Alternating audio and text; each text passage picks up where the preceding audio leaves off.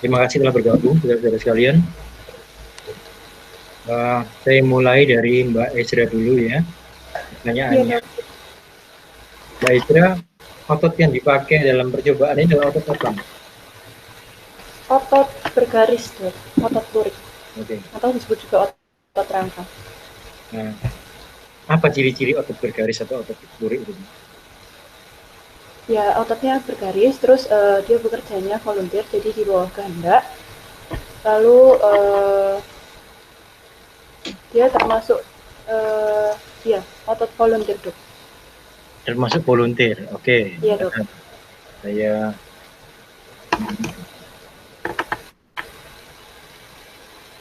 kemudian Mbak Aura mana ada? Ada, Dok. Karena termasuk otot volunteer, maka saraf yang mensarafinya itu dia ikut saraf untuk menggerakkan otot tersebut. Saraf yang mensarafinya itu saraf motorik atau saraf sensorik? Saraf motor. Nah, saraf motorik itu ada dua macam. Yang otonom atau yang somatik.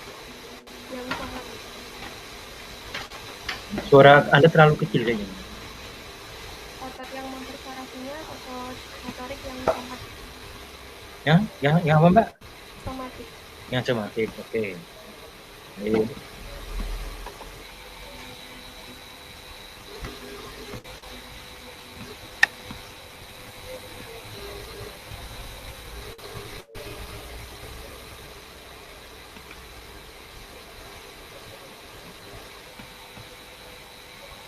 Mbak Amelia Rizkiani. Iya, Dok.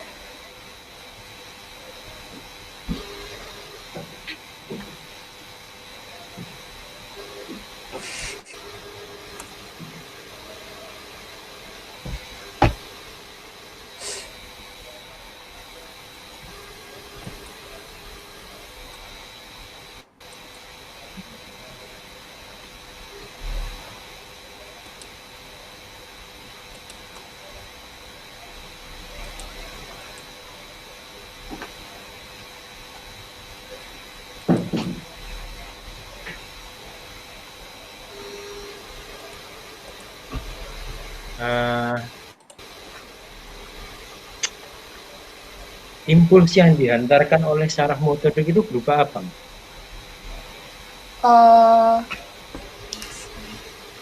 Berupa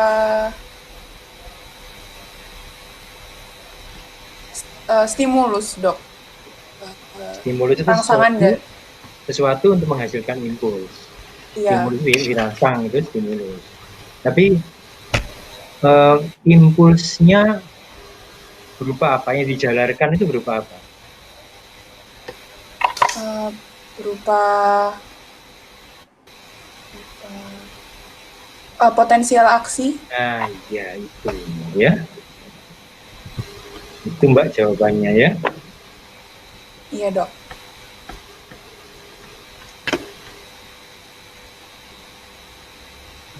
Oke. Kemudian saya menuju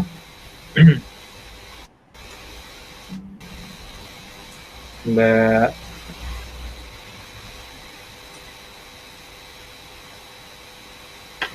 Anis Fatimah Jafar. Iya, Dok. Iya, oke. Hubungan antara saraf motorik tadi dengan sel otot disebut dengan apa? Neuromuscular junction. Ada sesuatu yang neuromuscular junction itu hubungannya bertemu secara fisik apa tidak? Jadi ujung saraf motorik dan ujung sel otot itu bertemu secara fisik, bertemu gandeng ini Pak terpisah? Terpisah. Terpisah, ya. Oleh karena itu, untuk menghantarkan impuls yang berupa potensial aksi tadi, perlu apa, Mbak? Perlu dilepaskan suatu apa di ujung saraf motorik itu?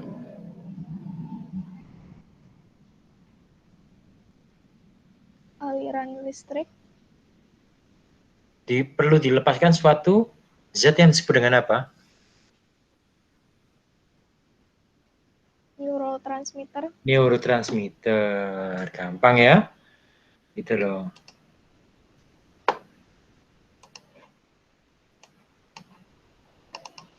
Kalau gitu Mbak Kansa sekarang. Iya, Dok.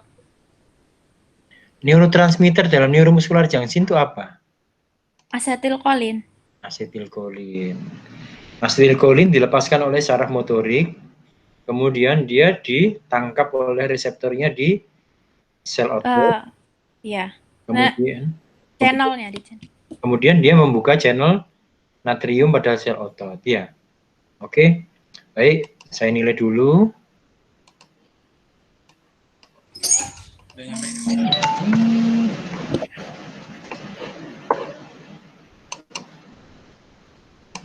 Baik, silakan Anda boleh keluar dari ruangan. Sudah selesai. Saya panggil mahasiswa berikutnya. Baik, terima kasih, Dok. Terima kasih, Dok. Terima kasih.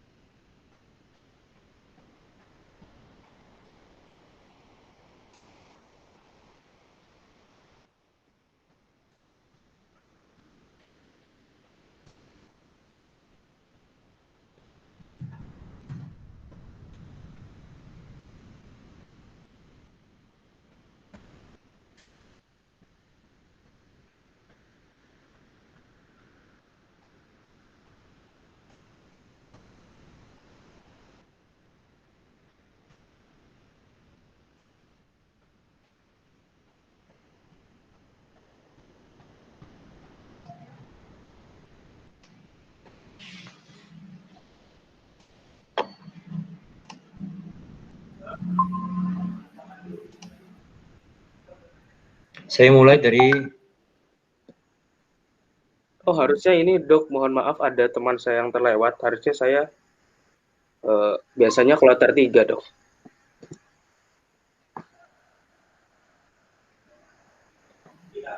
Mulai Alfarabi itu ini ya? Iya, seharusnya. Tapi di gambar yang dikirimkan dokter nggak ada. Oh, jadi gini aja. Anda keluar dulu diganti Alfarabi ya? Oh iya, Dok. Oke. Iya.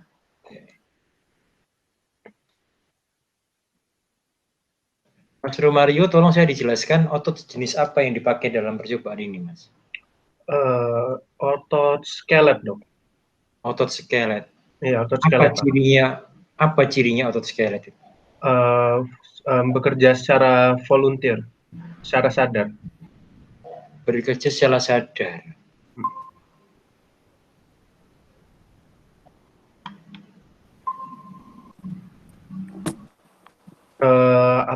Bekerja secara sadar, terus ini memiliki inti sel yang banyak, Dok. Dan silindris bentuknya. Baik, oke. Kalau dia dikatakan, saya ke mahasiswa berikutnya, Alfarabi sudah datang? Oh iya, saya.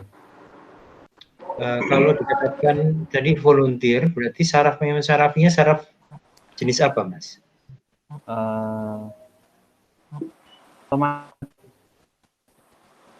Saraf yang mensarafinya saraf jenis apa?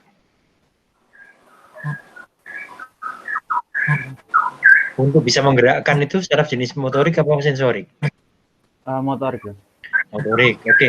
Motorik jenis apa? Karena dia volunteer, jadi somatik. motorik jenis somatik. Baik.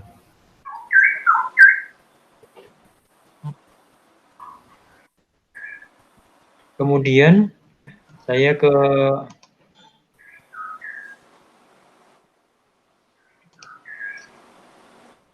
Indira. Iya, Dok. Impuls apa yang dijalarkan di sepanjang saraf motorik tersebut? Impuls yang Yang dijalarkan di sepanjang saraf motorik tersebut yang berfungsi untuk menggerakkan dan membuat otot skelet itu berkontraksi itu apa? potensial aksi. Potensial aksi. Potensial aksi itu suatu impuls elektrik apa impuls mekanik atau impuls fisik atau apa? Dia elektrik. Elektrik. Baik, oke. Kemudian saya Adela mana? Ya, saya, Dok. Oh ya, Adela ini ya.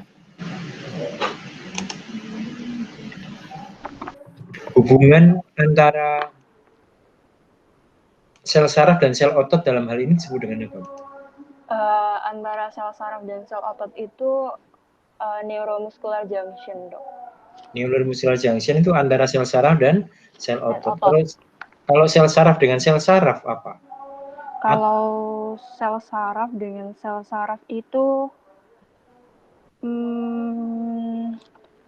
sinaps, Dok. Sinaps. Sinaps. Boleh nggak saya mengatakan neuromuscular junction itu salah satu macamnya sinaps? Tidak, Dok. Saya berbeda. Jadi neuromuscular junction itu juga salah satu macam sinaps. Oh. Jadi hubungan antara sel saraf dan sel saraf juga sinaps, sel saraf dengan sel otot juga sinaps, sel saraf dengan sel kelenjar juga sinaps. Khusus untuk sel saraf dan sel otot disebut juga dengan neuromuscular junction. Ya, baik. Baik, Dok. Kemudian saya ke Adela. Saya sudah, Dok. Maksudnya Renaya kalau gitu? Renaya nggak ada ya? Ada itu dok, ada. Coba Renaya tolong videonya dihidupkan. Oh suaranya nggak keluar Renanya. Oh kalau gitu dilepas Mbak, dilepas earphone-nya. Nah. Ya dok. Ya. Karena Anda kalau harus pakai earphone dan headset itu harus Anda atur di settingannya dulu sebentar. Nggak bisa langsung ditancepin langsung jalan. Harus diatur dulu. Ya, jadi tadi sudah disampaikan bahwa hubungan antara sel saraf dan sel otot disebut dengan neuromuscular junction. Untuk bisa menjalarkan potensial aksi pada neuromuscular junction, itu dibutuhkan pelepasan apa? Neurotransmitter dok. Nah, neurotransmitternya dalam kasus ini apa, Mbak? Asetilkolin. Asetilkolin. Baik, oke. Anda, saya nilai dulu, setelah itu Anda boleh keluar sebentar ya. Oleh Al-Farabi.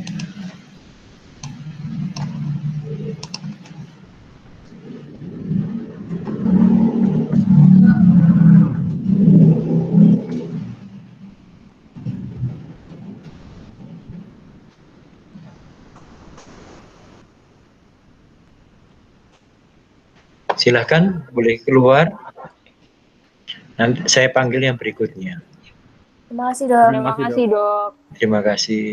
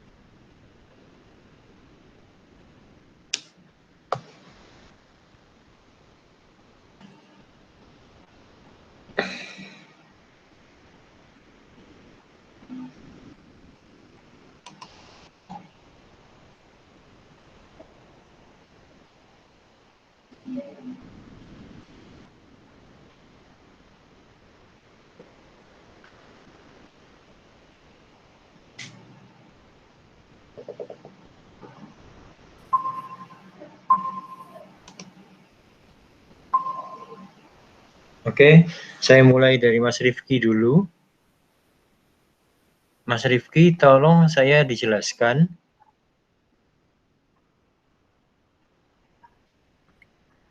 otot jenis apa yang dipakai dalam percobaan ini, Mas?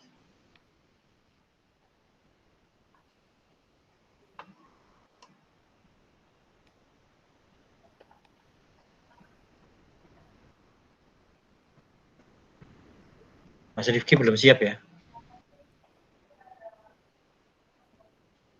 Suaranya terlalu kecil, mungkin bisa dilepas saja headphone-nya atau headset-nya.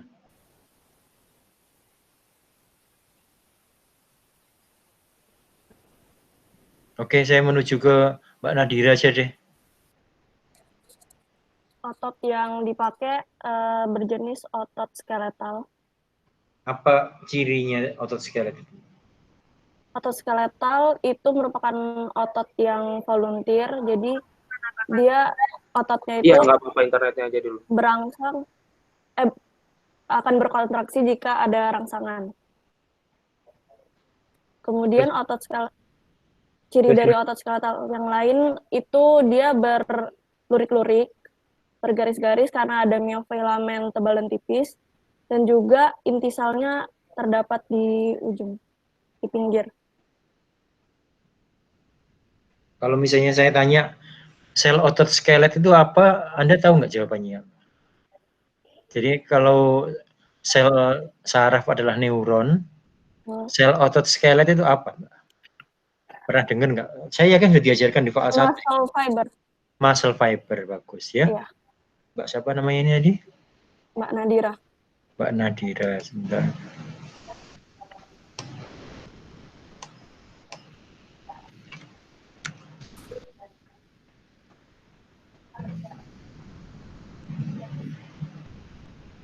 Muhammad Halim sudah siap?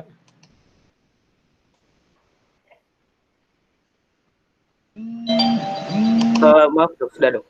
Sudah, oke.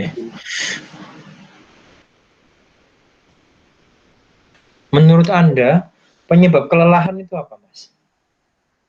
Penimbunan asam laktat dok. Sudah, itu aja. Terdapat gangguan di sirkulasi juga dok. Mengapa kalau Anda jalan dengan santai, itu nggak lelah? Tetapi kemudian Anda lari sprint itu 100 meter sudah lelah. Karena sprint membutuhkan energi yang lebih banyak, sehingga penimbunan asam laktatnya juga lebih besar. Anda berjalan 3 kilo dari kampus A menuju kampus C, pelan-pelan santai sama teman-temannya. Itu nggak capek sampai sana. Iya, Dok. Anda berlari 100-200 meter tapi sprint, itu capek, lelah. Padahal jaraknya lebih dekat. Terus Anda bilang bebannya lebih berat. Oh, berat mana sama yang? Selain itu, frekuensi yang dikerjakan otot tersebut juga, dok. Banyaknya dalam satu waktu, seperti itu, dok. Baik.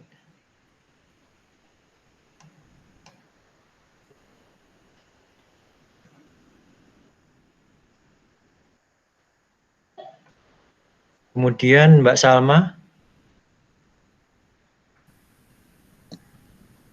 asam laktat yang dihasilkan yang menurut Muhammad Halim tadi adalah biang keladi kelelahan itu dihasilkan dari proses apa, Mbak?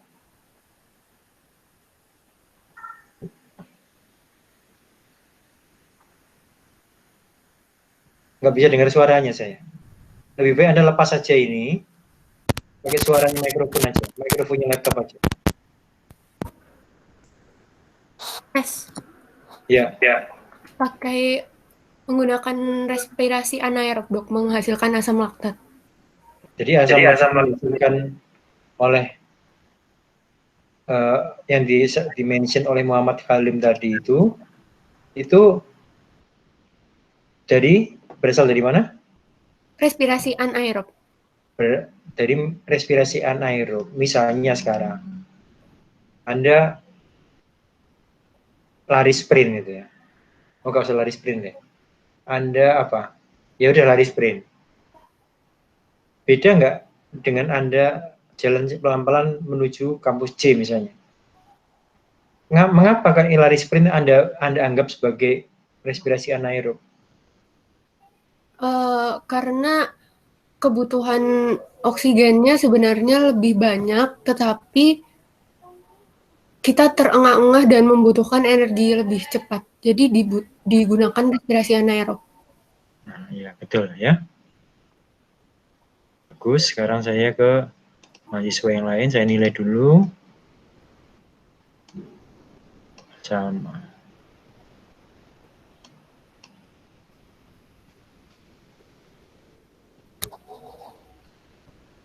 Rifki mana? Jaringannya tiba-tiba tadi terputus, Dok. Baik, kalau gitu Anda semua bisa meninggalkan tempat dulu. Saya ke mahasiswa kelas B1. A2, sorry. Kelas A2. Ya, silakan. Terima kasih, Dok. Terima kasih, Dok. Terima kasih, Dok. Sama.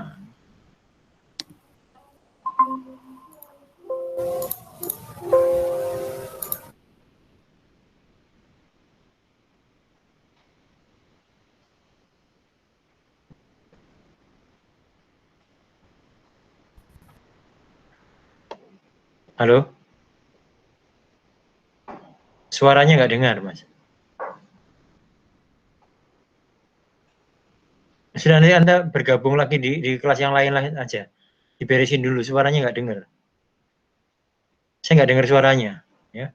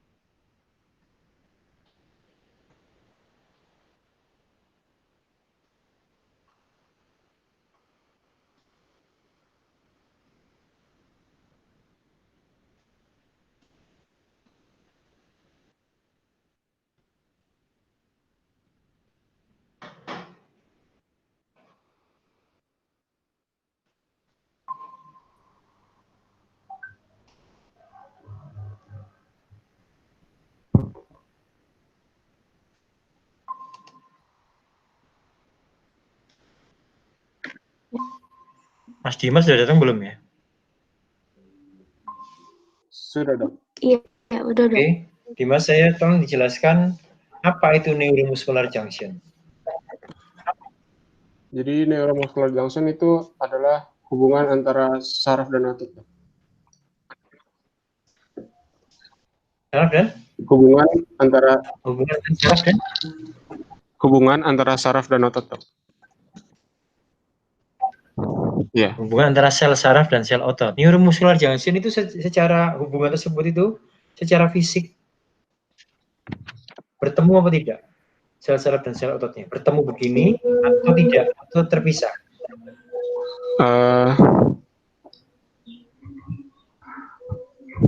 Bertemu, Dok. Mas Alvin setuju kalau neuromuscular junction itu antara sel otot dan sel saraf itu bertemu? Di antara neuromuscular itu ada sinaps, Dok, di antara sel otot dan sel neuron. Apa definisi sinaps menurut Anda? Sinaps itu adalah celah di antara neuron dan sel target. Sinaps adalah hubungan antara sel saraf dan sel saraf, sel saraf dan sel otot, dan sel saraf dengan sel kelenjar.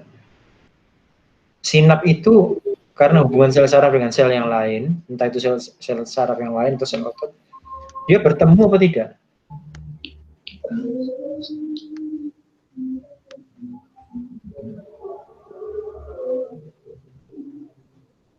Bertemu dok? Iya, bertemu.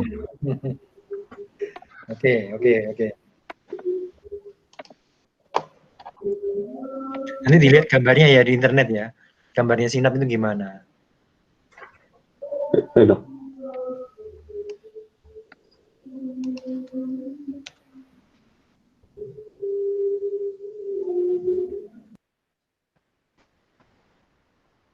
Sekarang saya ke Mbak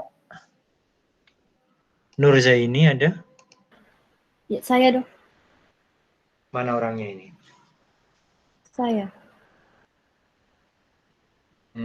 Sebentar saya besarkan ini ya.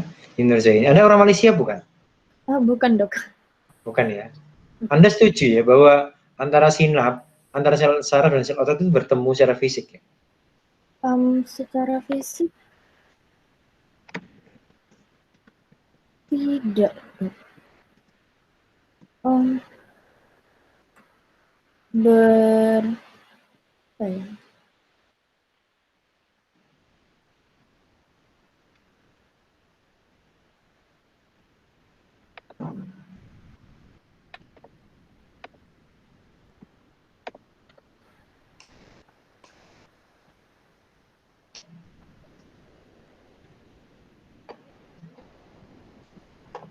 Bisa lihat gambar ini nggak, Mbak?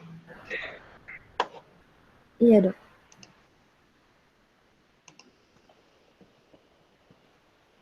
Ini sinaps antara sel otot sensor dan sel saraf yang lain. Kalau mau neuromuscular junction ya ini.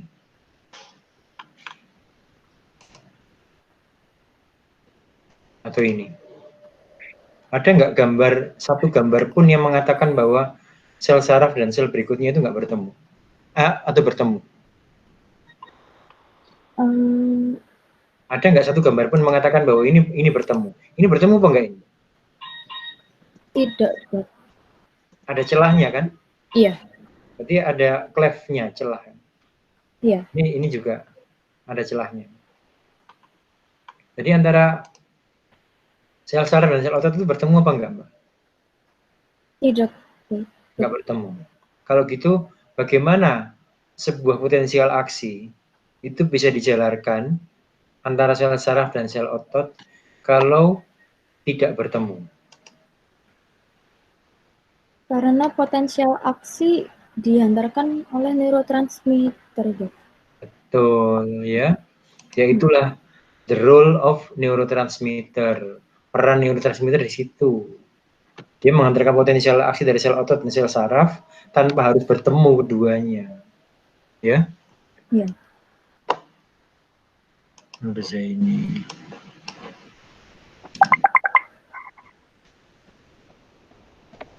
Kemudian Velia. Ya, saya dok. Oke.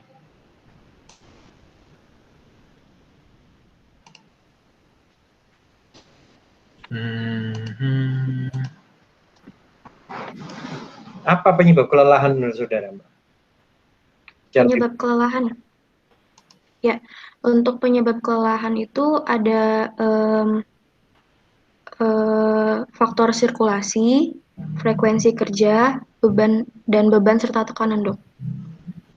Sirkulasi, beban kerja. Semua itu mengarah pada apa?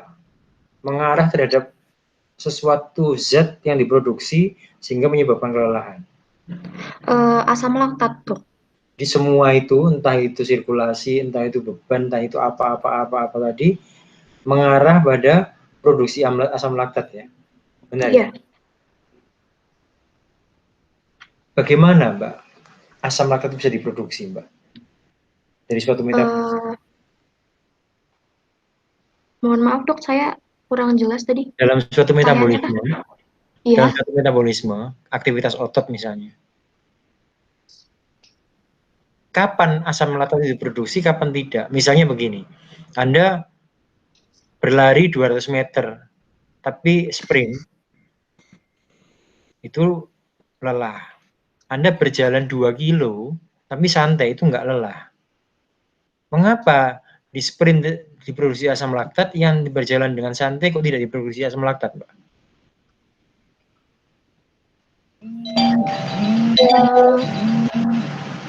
Asam laktat diproduksi karena tergantung frekuensi penggunaan saat misalnya olahraga, Dok. Karena kekurangan oksigen. Nah, kuncinya di apa? Kuncinya di mana? Kekurangan oksigen, Dok. Di oksigen, tuh, Mbak, ya? Iya. Kuncinya di oksigen. Ardila mana, Mbak? Saya, Dok. Kalau kuncinya di oksigen, berarti metabolisme apa yang bisa menghasilkan asam laktat? Metabolisme anaerob, Dok. Anaerob. Kapan kita mengerjakan anaerob, kapan kita mengerjakan aerob, Mbak? Kalau yang untuk metabolisme aerob, itu ketika ada, kan membutuhkan oksigen. Itu kalau anaerob itu contohnya seperti kalau kegiatan kita melakukan kegiatan seperti biasa. Kalau anaerob contohnya ketika kalau kuli bangunan itu seperti biasanya ngangkat-ngangkat loh, Mbak. Jadi apa? Biasa itu apa misalnya? Mungkin ketika istirahat tidak berolahraga, kan pasokan oksigennya yang masuk itu cukup. Itu metabolisme aerob. Sedangkan anaerob itu contohnya ketika kita olahraga. Contohnya seperti tadi lari. Mungkin sprint atau lari jarak jauh. Gini aja udah. Saya contoh. Kapan Anda latihan olahraga yang aerob? Kapan Anda latihan olahraga yang anaerob? Misalnya apa? Contohnya kalau yang anaerob itu ketika olahraga sprint, lari sprint, atau angkat beban dalam jangka waktu yang lama. Iya, yang aerob apa misalnya? Kalau yang aerob, contohnya jogging, sepeda santai, renang pelan-pelan. Bisa membedakan ya? Iya. Jogging santai, jalan cepat, jalan kaki di pagi hari. Ya. Iya, Dok. Udah, saya nilai dulu sebentar ya, jangan keluar dulu.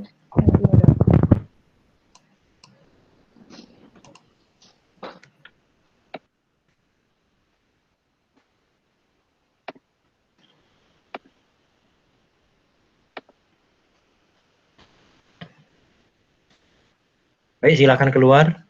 Sudah cukup untuk rombongan ini. Saya panggil yang berikutnya. Makasih banyak, Dok. Terima kasih, Dok. Terima kasih, sama-sama.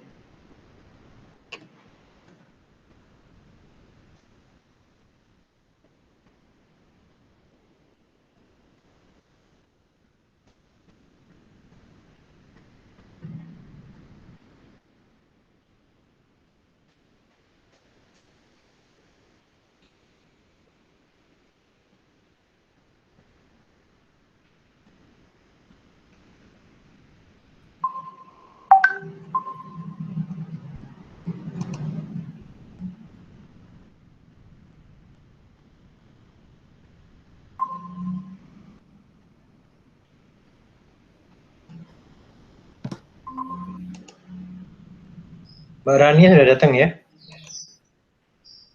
Sudah, Mbak Rania, Dok. tolong Ya. saya dijelaskan Ya. apa itu neuromuscular junction. Jadi neuromuscular junction atau NMJ merupakan penghubung antara sel saraf dan sel otot, Dok. Bedanya sama sinaps apa, Mbak? Kalau sinaps itu antara sel saraf dan sel saraf. Sebenarnya neuromuscular junction ini juga merupakan sinaps, tapi dia sinaps khusus yang menghubungkan antara otot dan saraf, sel otot dan saraf. Bagus. Terima kasih, Dok.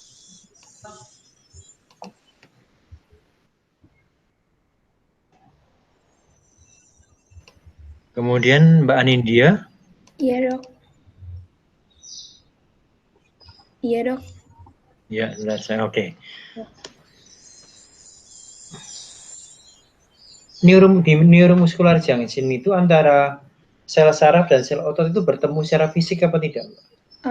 Tidak, Dok. Gimana? Ada gap-nya gitu, Dok. Ada celahnya? Iya, ada celahnya. Kalau begitu, impuls yang dijalarkan oleh sel saraf itu berupa apa, Mbak? Berupa neurotransmitter, Dok. Enggak. Impuls yang dibawa oleh di sepanjang sel saraf yang kemudian nanti akan ditransmisikan menuju sel otot, itu berupa apa? Oh, jadi itu kan ada yang di dalamnya vesikel dulu itu. Jadi tuh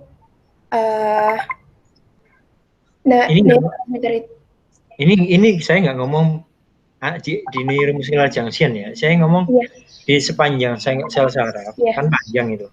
Ya kan? Kemudian dia diseberangkan menuju sel otot supaya sel otot berkontraksi. Potensial aksi, Dok. Potensial aksi. Potensial aksi itu peristiwa elektrik atau mekanik atau fisik? Jenisnya elektrik, Dok. Peristiwa elektrik, ya. Oke.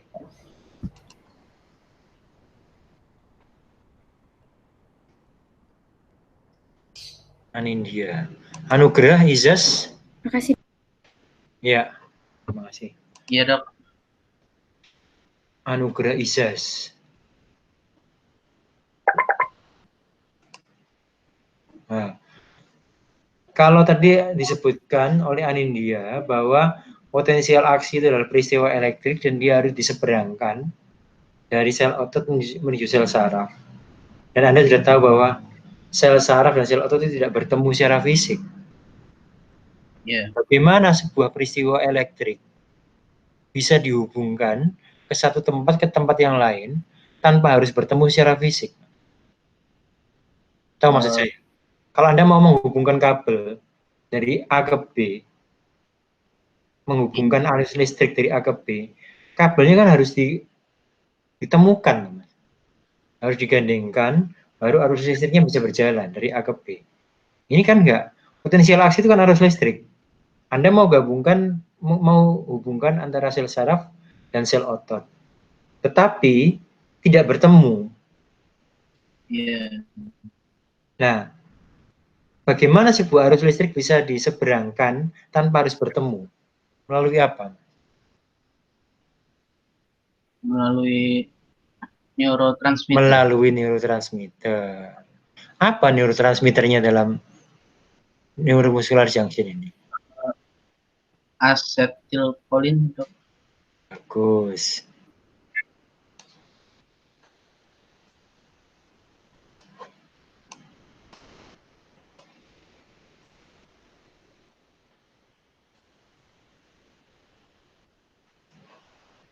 Laila?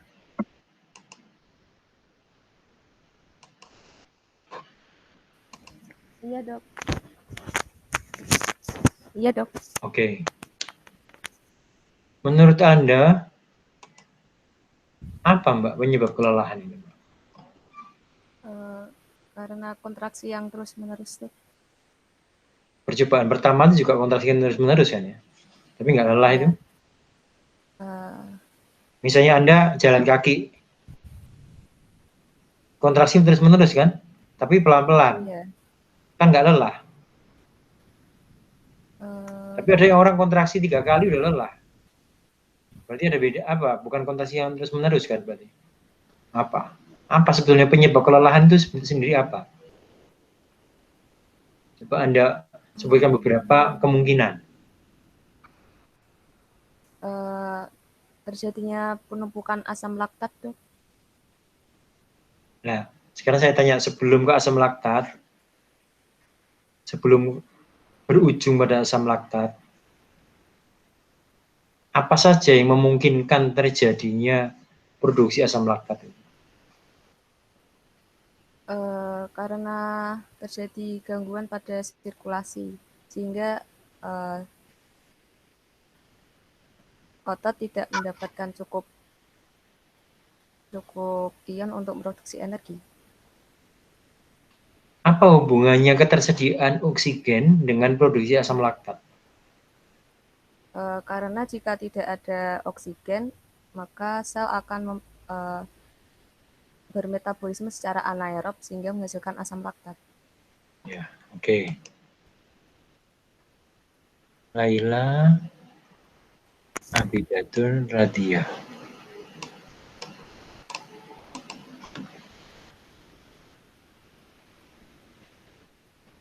Jihan Medina. Iya, saya, Dok. Jihan.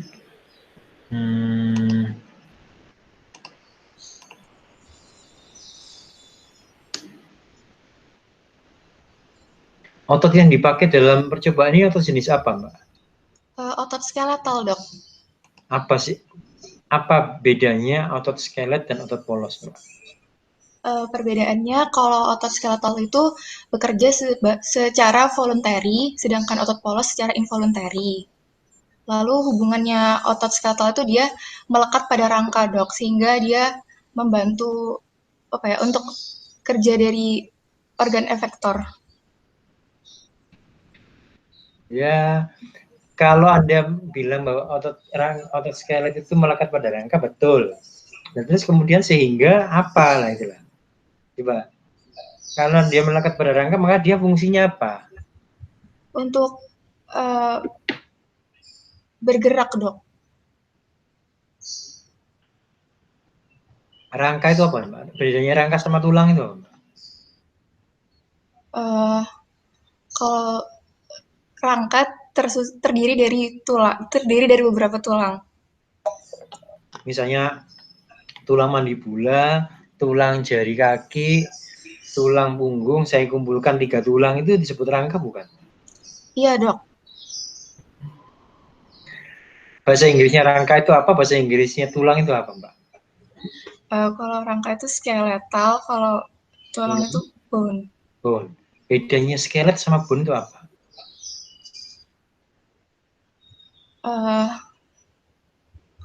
Kalau bone itu hanya terdiri dari satu bagian, sedangkan kalau skeletal itu terdiri dari beberapa bagian yang berhubungan. Gini loh, Mbak. Anda sudah masuk anatomi ya? Ya. Di anatomi pernah nggak ada rangka-rangka yang mulai kepala sampai kaki itu, disusun itu? Iya, Dok. Pernah lihat itu nggak? Iya. Kumpulan tulang yang disusun mulai kepala sampai kaki sehingga jadi kayak makhluk hidup tapi tulang tok isinya. Iya. Itu disebut skelet atau disebut bone itu? Skelet, Dok. Berarti skelet itu apa? Keseluruhan tulang yang menyusun tubuh. Susunan tulang-tulang yang membentuk tubuh kan? Iya. Skelet. Skelet itu bisa gerak nggak, Mbak? Dibantu dengan otot, Dok. Tanpa otot, skelet itu bisa gerak nggak? Bisa. Siapa yang menggerakkan? Sendi, Dok. Kalau skelet bisa gerak ya lari semua orang-orang berarti, Mbak. Tulang-tulangnya bisa gerak. Jadi hantu nanti. Jadi skelet itu bisa gerak apa enggak, Mbak? Nggak bisa, Dok. Nggak bisa, ya. Yang menggerakkan skelet itu siapa? Otot. Ototnya melekat di skelet. Oleh karena disebut dengan otot skelet, bukan otot tulang. Karena dia menggerakkan ini, menggerakkan tangan, menggerakkan kaki itu skelet semua. Yang menggerakkan adalah otot, ya. Baik. Bentar saya nilai dulu, setelah itu bisa keluar. Bentar tunggu perintah dari saya ya.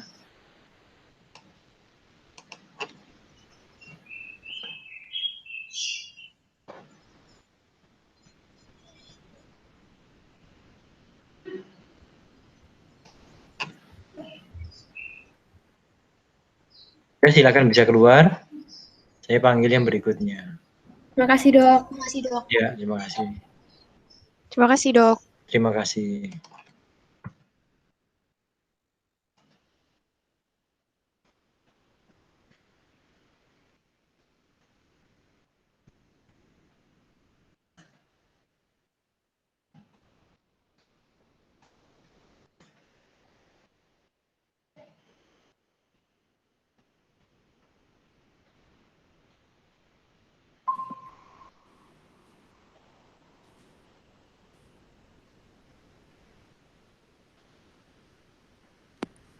Yang sudah hadir, Mbak siapa ini? Syafa, Dok. Syafa. Oke, Mbak Syafa. Ya. Saya tolong dijelaskan perbedaan antara sinaps dan neuromuscular junction. Kalau sinaps itu adalah hubungan antara dua neuron, berarti dari ujung akson dengan neuron yang lain. Sedangkan NMJ atau neuromuscular junction adalah hubungan antara neuron dengan membran otot. Boleh nggak saya mengatakan neuromuscular junction itu bagian dari sinaps? Jadi misalnya saya mengatakan neuromuscular junction sebagai sinaps, boleh nggak?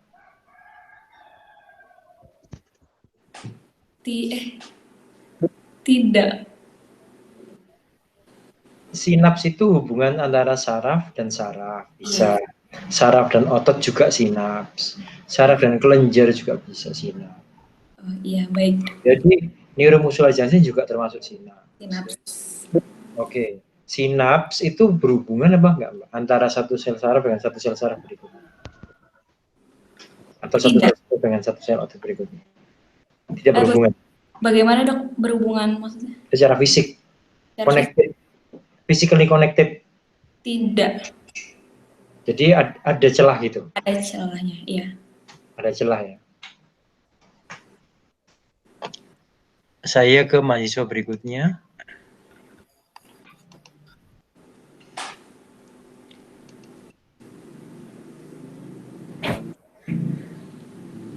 Natania. Iya, Dok, saya.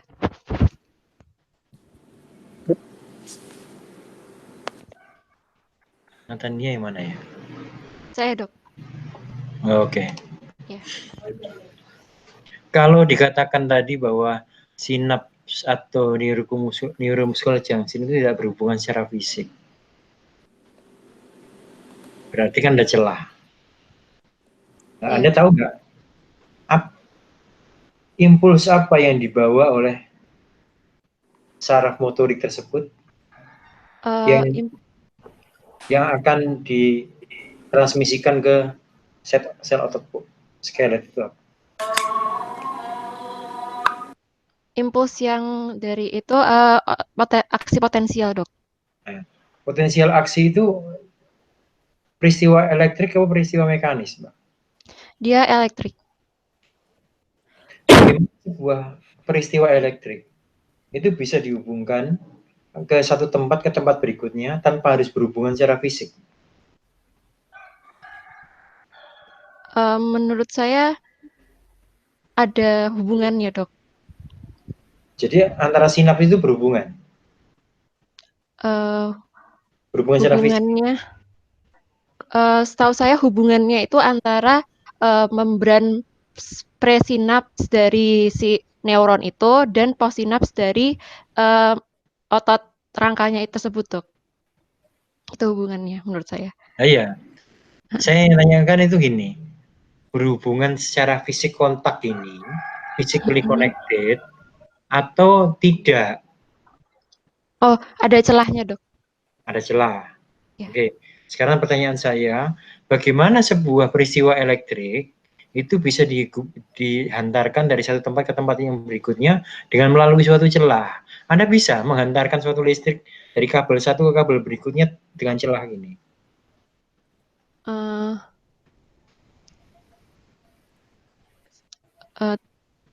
Bisa ya? Tidak bisa mungkin. Saya juga bingung. Saya carikan gambar ya. Bentar.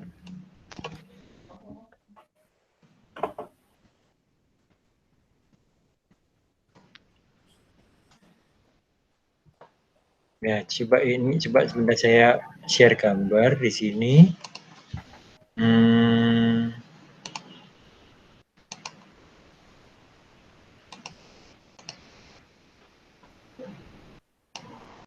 Nah, ini kan kita lihat, ini namanya neuromuscular junction. Ya, Dok. Ini. Atau inilah. Ini neuron, ini sel otot. Iya. Anda jawab tadi tidak berhubungan. Iya, ada celah. Ada celah. Dan jawabannya benar. Bagaimana sebuah potensial aksi diantarkan dari sini menuju ke sini kalau dia nggak berhubungan? Oh, dari neuromuscular junction-nya itu dia mengeluarkan asetilkolin, Dok. Asetilkolin itu salah satu jenis apa, Mbak? Dia neurotransmitter. Neurotransmitter, ya.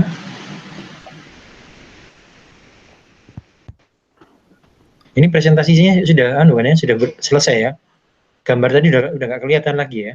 Sudah tidak kelihatan. Nah, saya nilai dulu.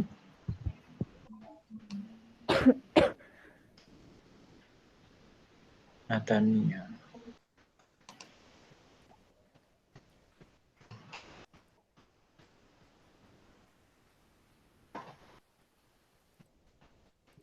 Mayang, Aziza. Iya, Dok. Kamu di Jakarta sekarang ya? Iya. Ini pakai gadget apa, Mbak? Suaranya bagus sekali, Mbak. Saya pakai laptop. Nggak pakai mikrofon tambahan? Enggak. Kameranya juga nggak pakai kamera tambahan? Enggak. Oke, laptopnya bagus.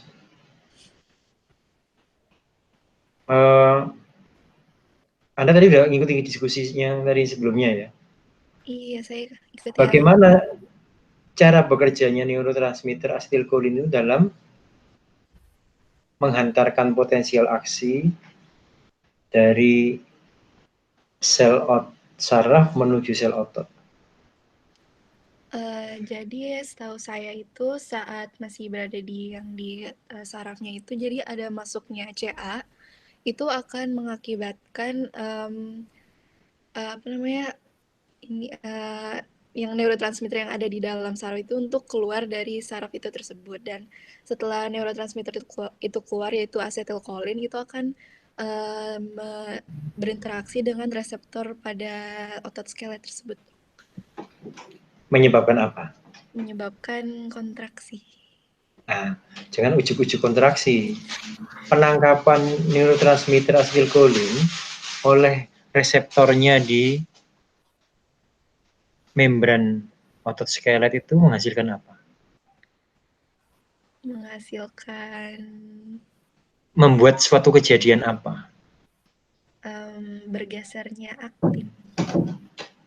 Belum. Membuat suatu apanya yang di membran possinap itu, di mana di membrannya otot skelet itu punya channel natrium nggak? Oh ya, ada. Terbukanya channel natrium, Dok. Terbukanya channel natrium, kemudian terjadilah potensial aksi pada sel otot skelet tersebut. Kalau sudah terjadi potensial aksi, pelepasan kalsium, pergeseran aktin miosin di proses selanjutnya. Iya. Baik, terima kasih.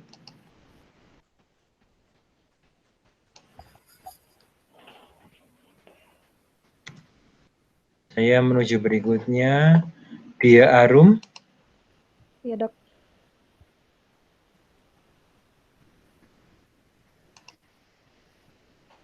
Dia Arum.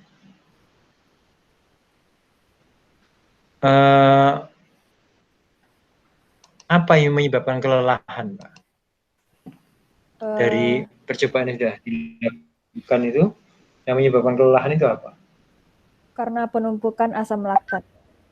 Juga sirkulasi darah yang tidak lancar.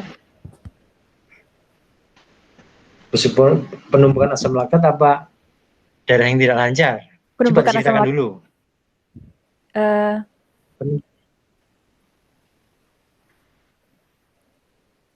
Penumpukan asam laktat itu sebagai penyebab utama kelelahan. Oke, sampai di situ sudah benar. Terus pertanyaan selanjutnya, bagaimana asam laktat itu bisa dihasilkan? Melalui metabolisme anaerob, tidak menggunakan oksigen. Mana dari percobaan ini yang tidak menggunakan oksigen, Mbak? Kan oksigen dibawa melalui darah. Nah, jika sirkulasi darah tidak lancar, jadi Oksigennya tidak ada di saat iskemia juga.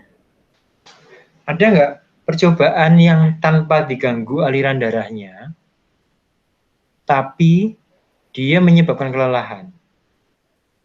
Misalnya gini, Anda lari sprint 200 meter gitu. Diganggu nggak oksigennya? Enggak kan? Enggak. Ada hambatan enggak? Saya misalnya nggak saya kasih hambatan, cuma terjadi kelelahan juga kan? Iya. Nah di situ di mana? Tempatnya gangguan oksigennya di mana? Karena butuh lebih banyak tenaga saat berlari, jadi lebih butuh banyak oksigen, lebih butuh banyak energi. Lebih Tapi banyak. karena tidak cukup, ya. Jadinya karena nggak cukup, akhirnya metabolismenya anaerob. Ya, sudah tahu ya. Alur logikanya udah tahu ya. Iya, Dok.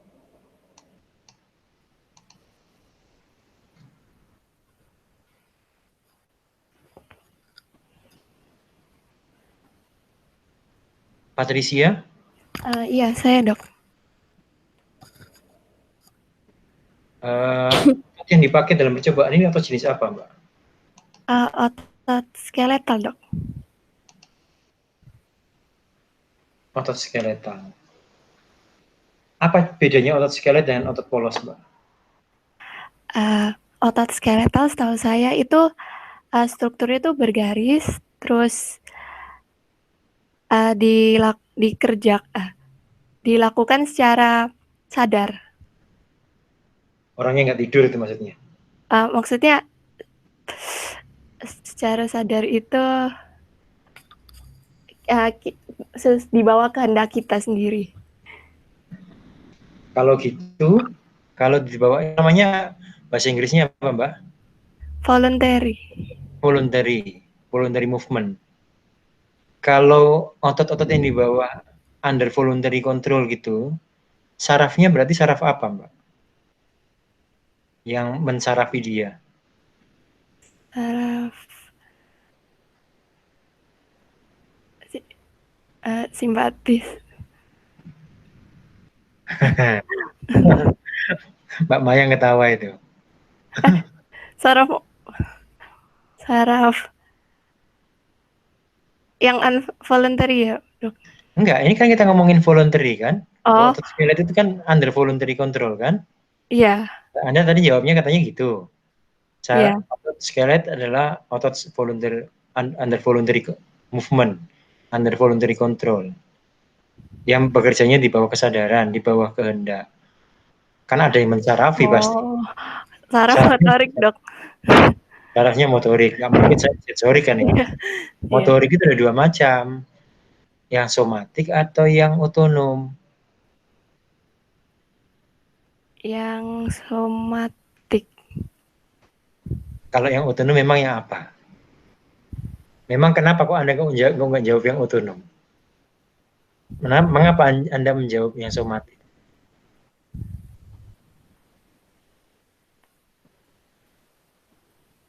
Karena yang otonom itu pada central nervous system.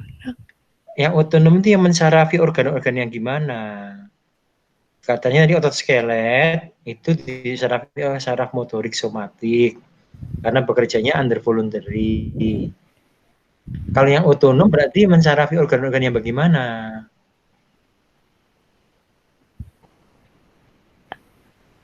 Itu udah dikasih tahu Mbak Mayang itu melalui teks itu kayaknya. Mbak Mayang udah tahu jawabannya itu? Enggak, Dok, saya lagi bukan itu. Mbak Patricia, tahu maksud saya ya? Anda tadi menjawab, saya nggak nyalakan jawaban Anda kan? Jawaban Anda benar. Otot skelet yang bekerja di bawah kesadaran kita itu sarafnya mensarafi saraf motorik somatik. Padahal ada dua, saraf motorik somatik sama saraf motorik otonom. Kalau saraf otot skelet itu disarafi oleh saraf somatik, maka yang otonom itu mensarafi apa misalnya? Otonom CNS bukan dok? CNS kan saraf pusat, Mbak. Kalau saraf otonom itu mensarafi organ-organ yang bukan under voluntary control, yang involuntary control, yang gerakannya tidak di bawah kesadaran kita. Misalnya apa itu? Misalnya pencernaan, dok. Pencernaan, jantung, pembuluh darah, paru, bronkus, saliva, apalagi you name it. Banyak kan? Ya itu saraf yang di bawah saraf. Otonom, saraf otonom ada 2 macam, simpatis dan parasimpatis. Yang tadi Anda sebutkan. Ngerti ya? Pembagian sistematikanya itu kan gampang kan? Ya nanti Anda pelajari lagi. Karena kita keterbatasan waktu. Sekarang saya nilai dulu. Nanti setelah itu Anda bisa meninggalkan room ini. Saya mengucapkan terima kasih atas partisipasinya. Terima kasih banyak, dokter. Terima kasih, dok. Ya, silahkan. Terima kasih banyak. Terima kasih, dokter. Terima kasih. Terima kasih, dok.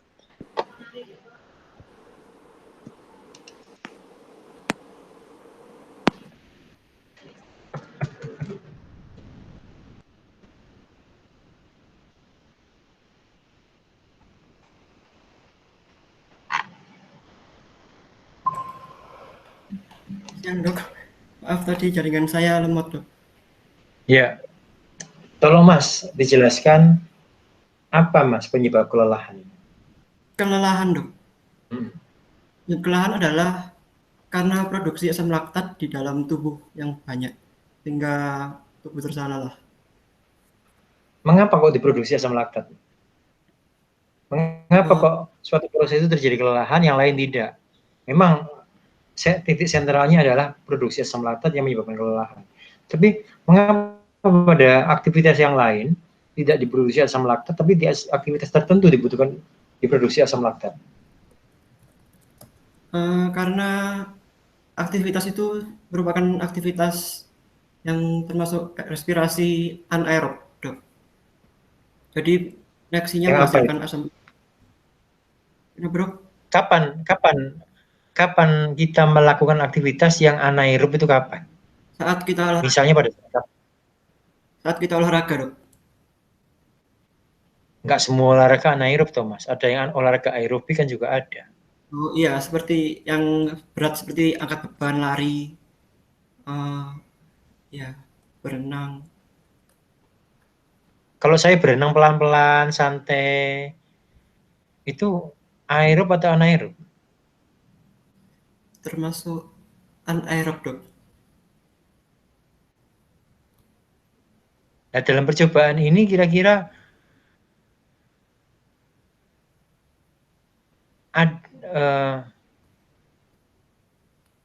udah, cukup. Jadi, yang saya ingin tahu dari saudara itu gini. Coba sih beri contoh.